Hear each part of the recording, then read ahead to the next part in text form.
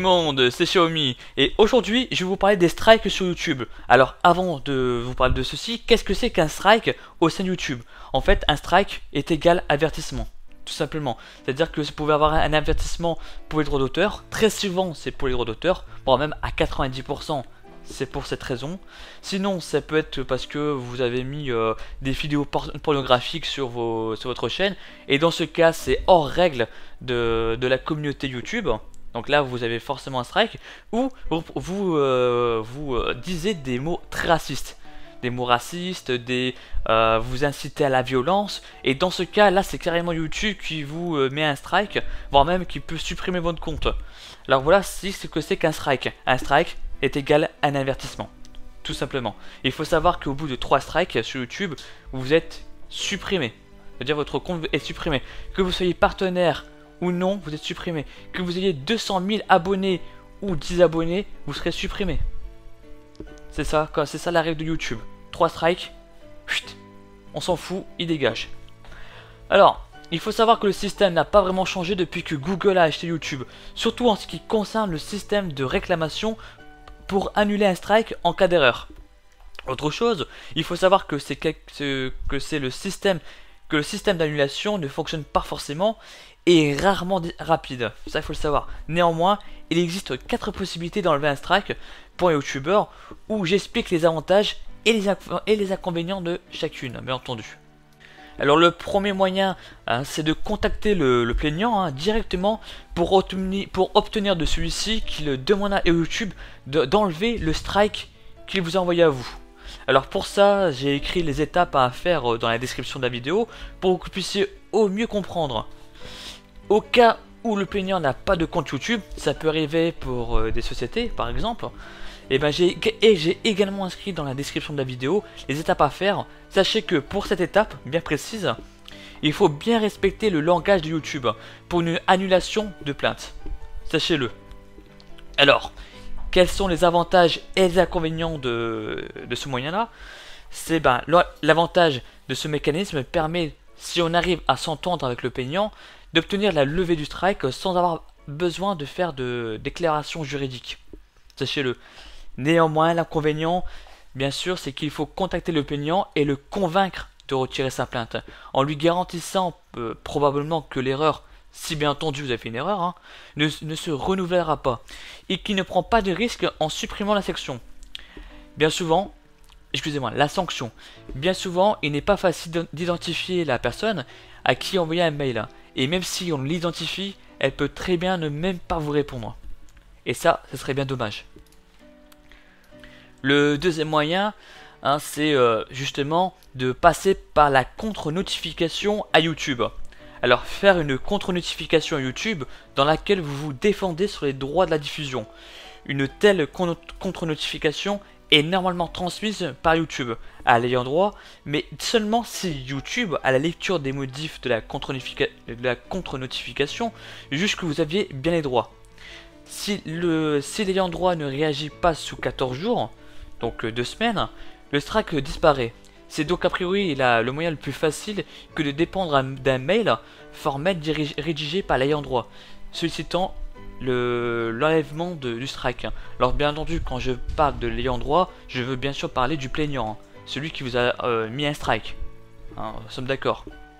Alors, les avantages et les inconvénients de ceci. Alors, il y a beaucoup plus d'inconvénients que d'avantages, je vous l'avoue. Alors, l'avantage, c'est qu'il permet de ne pas dépendre d'un contact et d'une réponse positive du plaignant. Donc ça, c'est très bien.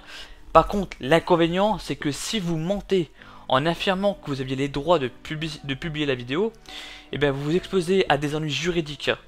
Et lorsqu'on parle d'ennuis juridiques, on ne parle pas que uniquement sur YouTube. On parle dans ce cas d'argent. Lorsqu'on parle de juridique. Et donc c'est beaucoup plus sérieux qu'un simple strike ou une suppression de compte. Sachez-le. Donc faites très attention lorsque vous faites une contre-notification. Il faut que vous soyez sûr à 100% que la vidéo vous appartient bien. Sinon, c'est au tribunal que ça y va. Et ça, ce serait pas bon pour vous. Le troisième moyen, c'est de faire intervenir votre network. Alors, si vous recevez un strike, pour une raison quelconque, votre network peut intervenir en expliquant bien entendu les raisons et en indiquant la vidéo indiquant la vidéo incriminée. Surtout, ne supprimez pas votre vidéo. Pourquoi? Parce que la suppression de votre vidéo va supprimer la possibilité pour l'équipe de votre network et l'équipe de la politique interne de YouTube d'examiner votre cas pour avoir enfreint le règlement en question. Donc c'est les deux équipes, YouTube et votre network, qui vont voir pour un retrait du strike potentiel. Excusez-moi.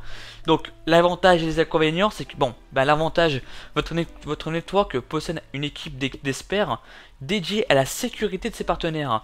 Donc autant laisser les pros faire le nécessaire. L'inconvénient, c'est qu'il est indiqué dans votre contrat qu'il est interdit d'avoir des strikes. Donc il se pourrait qu'ils réfléchissent à 2 fois avant de vous défendre, voire même si votre chaîne mérite ou non d'être partenaire avec eux. Vous voyez? Donc soit votre network vous défend et c'est très bien, donc ils peuvent s'arranger avec YouTube pour l'enlever et ainsi trouver une solution pour vous, soit vous vous débrouillez, votre network vous vire parce que dans votre contrat il est bien stipulé qu'il faut absolument pas avoir de strike. Vous voyez, c'est assez compliqué et c'est assez tendancieux. Et enfin le quatrième moyen pour le strike, c'est d'attendre. Alors si une chaîne ne reçoit aucun strike pendant 6 mois, le strike précédent est enlevé. YouTube fait cela plus ou moins bien. Alors pourquoi je dis plus ou moins bien? C'est tout simplement parce que on sait par avance qu'un strike a une durée de vie de 6 mois.